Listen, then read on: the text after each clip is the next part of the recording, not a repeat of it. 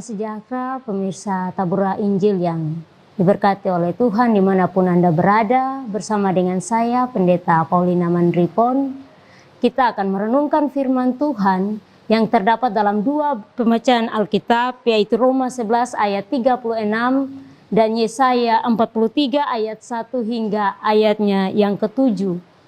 Untuk itu sebelum kita membaca bagian dari firman Tuhan, mari kita berdoa. Maha besar Engkau Allah pencipta langit dan bumi, Allah yang kami sembah melalui Putramu Yesus Kristus, Tuhan dan Juru Selamat kehidupan kami. Kami mengucap syukur untuk hidup yang senantiasa Tuhan berikan bagi kami. Di saat ini ya Tuhan, kami hendak membaca serta merenungkan kebenaran firman-Mu. Kami datang kepada Engkau memohon pertolongan. Kiranya Tuhan menolong kami lewat kuasa Roh-Mu yang kudus memampukan kami. Sehingga firman-Mu yang hendak kami baca serta kami renungkan, kami dapat memahaminya dengan baik untuk menerapkannya dalam kehidupan yang masih Tuhan perkenankan bagi kami. Ampuni kami, kuduskan kami, supaya kami layak datang kepada Engkau serta belajar tentang firman-Mu yang kudus itu sebagai penuntun dalam kehidupan kami. Amin. Saudara-saudari, kita akan membaca bagian firman Tuhan Roma pasal 11 ayat 36 yang berbunyi demikian, sebab segala sesuatu adalah dari Dia dan oleh Dia dan kepada Dia, bagi Dialah kemuliaan sampai selama-lamanya. Dan bagian pembacaan yang kedua, Yesaya 43 ayat 1 sampai ayatnya yang ke-7 yang berbunyi, Allah adalah satu-satunya penebus.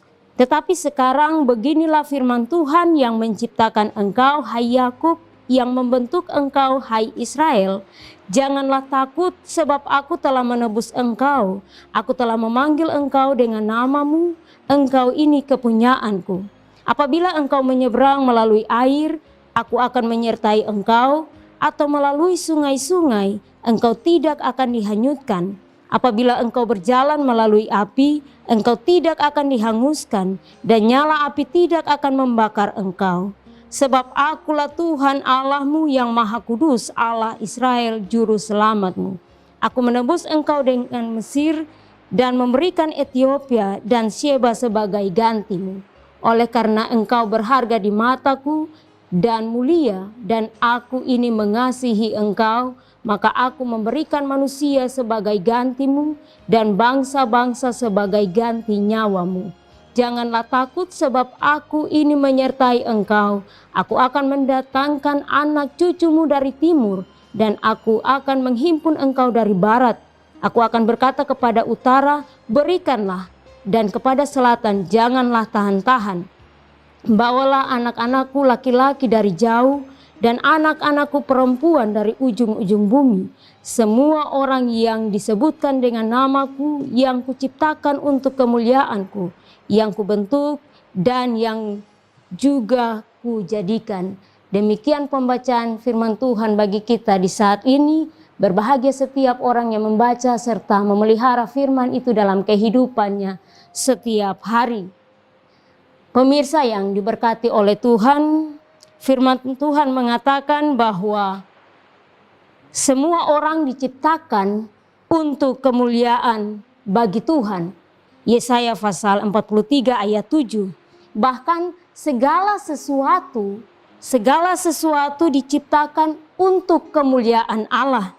Dalam Roma 11 ayat 36 yang tadi kita baca, sebab segala sesuatu adalah dari Dia dan oleh Dia dan kepada Dia, dan bagi Dialah kemuliaan sampai selama-lamanya.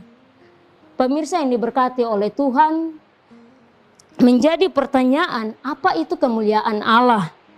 Kemuliaan itu berasal dari kata dasar mulia yang artinya tinggi, dan hal itu terkait dengan kedudukan, pangkat, tapi juga martabat, tertinggi, terhormat, atau arti lainnya yaitu luhur dan lain sebagainya. Jadi kemuliaan Allah adalah hal yang berkaitan dengan keadaan mulia, keluhuran, keagungan, serta kehormatan.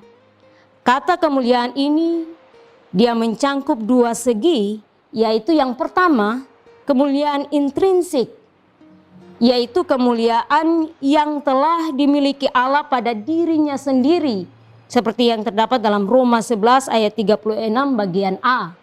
Dan kemuliaan ini adalah kemuliaan kekal yang sudah ada dari awal dan tetap ada sampai selama-lamanya, tanpa dipengaruhi Allah atau dibatasi oleh hal apapun.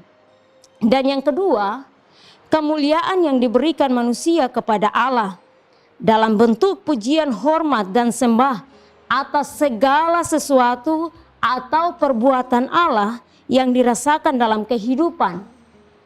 Nah, itulah sebabnya saudara-saudara dikatakan dalam 1 Tawarik 16 ayat 29a, berilah kepada Tuhan kemuliaan namanya.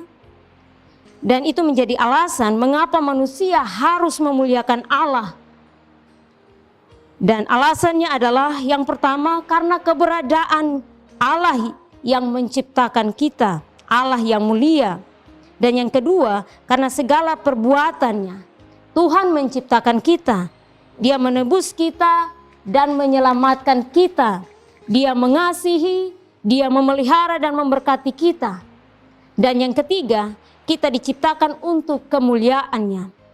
Jadi menjadi catatan bagi kita, jika kita diciptakan untuk kemuliaannya, maka kita diharuskan untuk menjalani kehidupan yang Tuhan berikan ini dengan sikap hidup yang benar, sehingga nama Tuhan itu dimuliakan sebagai anak-anak terang.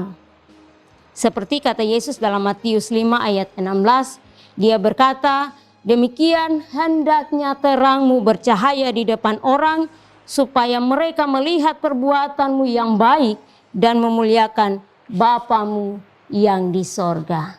Amin. Mari kita berdoa.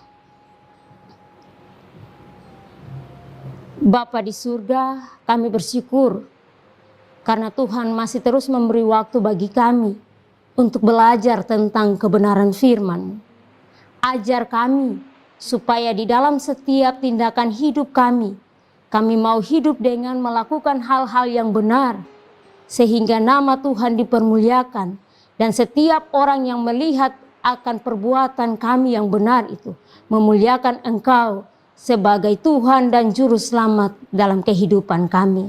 Kami bersyukur karena Engkau Allah yang tetap setia di dalam kehidupan kami, sekalipun seringkali kami tidak setia kepada Engkau.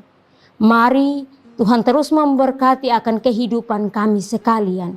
Pemirsa bahkan semua yang senantiasa merenungkan akan firman dan menyaksikan siaran ini, Tuhan memberkati mereka sekalian dalam seluruh kondisi hidup dengan segala pergumulan yang mereka alami. Pertolongan, penyertaan Tuhan, kasih Tuhan, biarlah terus menjadi bagian dalam kehidupan mereka. Semua kami, biarlah Tuhan ada selalu. Terpujilah nama-Mu ya Bapa di sorga. Ampuni kami atas segala kesalahan yang kami perbuat, dan hanya di dalam nama Bapa, Anak, dan Roh Kudus kami berdoa serta bersyukur untuk waktu Tuhan yang berikan bagi kami sehingga kami boleh belajar tentang firman-Mu. Amin. Pemirsa, demikian Tabura Injil di hari ini. Terus saksikan Tabura Injil setiap harinya. Tuhan memberkati.